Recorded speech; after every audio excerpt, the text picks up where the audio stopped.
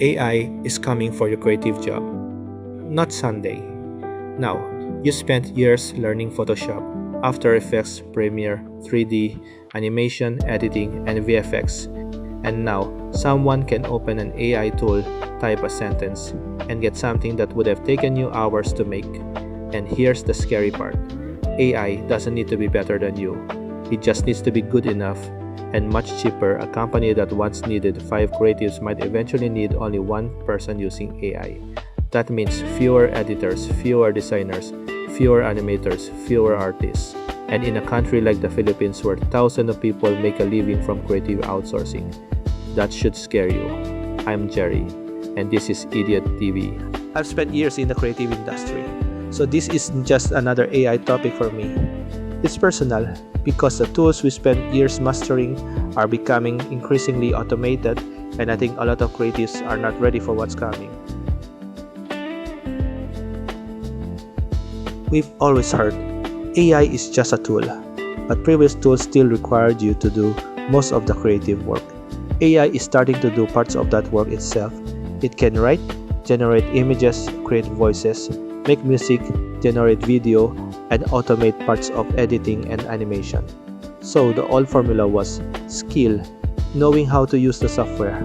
Now it's becoming skill equals knowing what to create plus knowing how to use AI. And that difference is huge because when one person can produce much more, companies don't necessarily need more people, they may need fewer. The Philippines has built a huge creative outsourcing industry: video editors, graphic designers, animators, 3D artists, VFX artists, freelancers. A lot of us compete globally by being good and affordable, but AI attacks that advantage directly.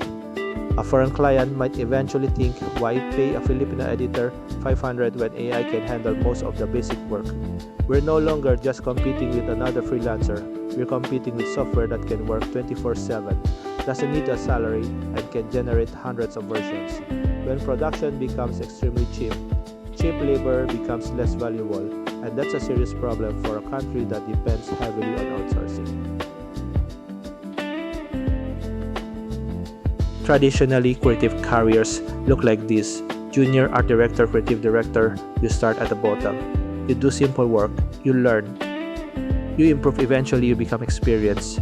But AI is becoming very good at those simple tasks: basic editing, resizing, background removal, drafting, simple graphics, simple animations. So companies may start asking, why hire 5 juniors when 1 senior using AI can do the work? And suddenly, who hires the beginner? That's what worries me the most, because you can't become a senior creative without first being a junior. If that first step disappears, a whole generation could have a harder time entering the industry. People talk about the exciting side of AI, and it's real. One skilled creative can now potentially handle concepting, script boards, assets, animation, editing, thumbnails, social media content. That's incredible, but there's a darker side. If one person can do the work of 10, what happens to the other 9? AI can make an individual extremely powerful, while making companies need fewer employees.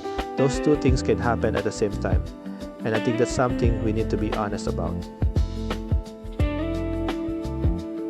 When everyone has AI, everyone can produce more. That means the internet gets flooded with more videos, thumbnails, logos, animations, music, advertisement content, and when supply explodes, prices can fall.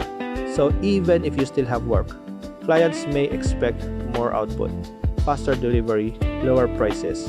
And when a client tells you, but AI can do it in 5 minutes, how do you explain that your 10 years of experience are worth paying for? That's the uncomfortable reality creatives may face. Honestly, some of them, yes, not every creative job, but some roles will disappear, some salaries will fall, some agencies will shrink, some freelancers will lose clients, and some entry-level opportunities may disappear completely. For the Philippines, that could mean less outsourcing, more competition, lower rates, and fewer opportunities for beginners. And this isn't just about artists, it's about people's livelihoods. Maybe the future isn't human versus AI. Maybe it's human without AI. Knowing Photoshop isn't enough. Knowing After Effects isn't enough. Knowing Premiere isn't enough. The valuable creative will be someone who can think, tell stories, direct, understand audiences, solve problems, and use AI extremely well. Because when AI makes production cheap, judgment becomes valuable, taste becomes valuable, ideas become valuable, strategy becomes valuable. So, will AI completely destroy the Philippine creative industry? Maybe not, but I think it's going to destroy a lot of the way we currently work. And that's the part I'm worried about because I've spent years learning these tools, I've spent years creating, and now I'm watching technology change the value of the very skills we spent years building. So the real question isn't will AI replace creatives? It's how many creatives will still be needed when one creative can do the work of 10. I don't know the answer yet, but I think we're about to find out. This is Idiot TV. I'm Jerry, and if you're a Filipino creative, freelancer, editor, designer, animator, or artist, tell me what you think. Are you excited about AI? Or are you scared of what it could do to your career? Subscribe to Idiot TV for more videos about AI, technology, creativity, and the future. Because whether we like it or not, the future is already here.